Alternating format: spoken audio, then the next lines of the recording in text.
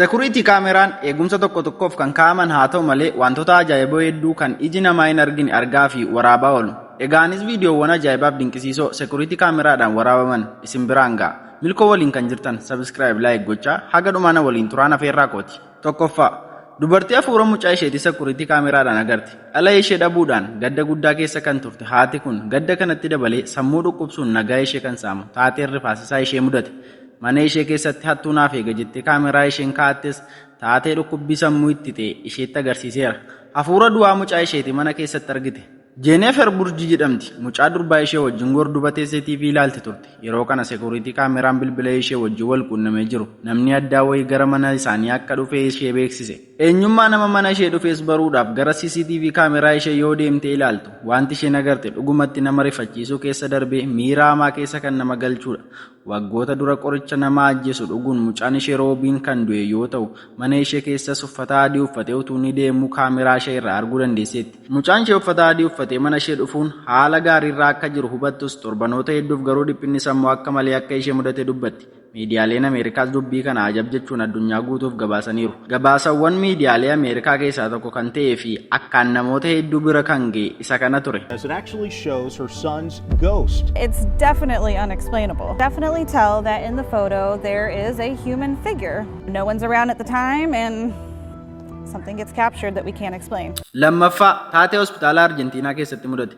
Hospitaala Arjentiinaa keessatti viidiyoon CCTV kaameraadhaan waraabame kun addunyaa rifachiiseera. Hospitaalichi security kaameraa hedduun kan eegamu yoo ta'u galgala tokko waardiyaan hospitaalichaa osoo eegumsarra jiruu balballi hospitaalichaa ofisaan banamuun namtichis nama tasumaa ijaan hin mul'anne duukaa yeroo haasa'uu fi itti dabalees gara mana kutaa yaalii osoo inni itti agarsiisu viidiyoo waraabame addunyaa guutuu kan ajaa'ibee fi darbees kan rifaasisee ture. Egaa namoonni waa'ee hafuuraa fi wantoota haaraa qoratanis tarii hafuura nama utuu hospitaalicha keessatti yaalamu lubbuun darbeedha jechuun tilmaamanii turan.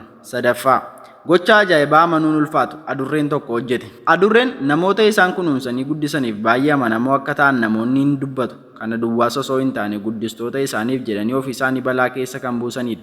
Guddistoota isaanii buqqeedhaas amanamummaa akka argatan kan godhu viidiyoo amma kanatti fufnee ilaalludha. Haati tokko manaa deemtee waa bittee deebi'uuf mucaa ishee adurree isheetti laattee manaa deemti.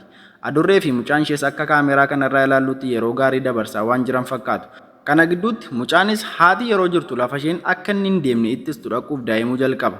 Yeroo kana wanti ajaa'ibaan adurreen tokko ni godha jedhamee hin yaadamne kan uumame.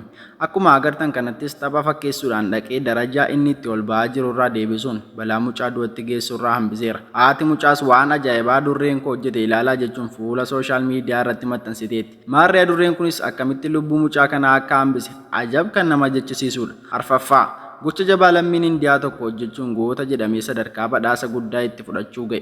Namni gaarii hojjete lafarrattis waaqarrattis gatii isaa argachuu hin oolu. Wanta inni godhe kunis hagas miidiyaarra oolee namicha addunyaatti beeksisa jedhee kan yaade hin turre. Dubbichis yeroo argetti waan obsaa fi yeroo namaan laanneef yerooma sana gara gochaatti jijjiiruunsaa isa dinqisiifachiiseera.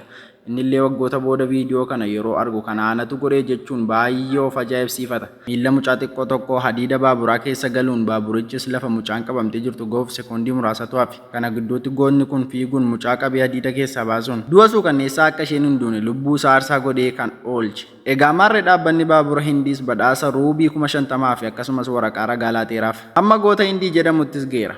Egaa jaalatamtoota hordoftoota tokko viidiyoo koo kana irraa hin barattu ittillee bohaartu jedhee yaada. Yaada keessan koomentii jala naaf kaa'uu hin dagatinaa. Viidiyoowwan ajaa'ibaan akkasii akka isin qaqqabaniif chaanaalii kana subscribe gochuun na jajjabeessaa isiniin jedha. Ciao.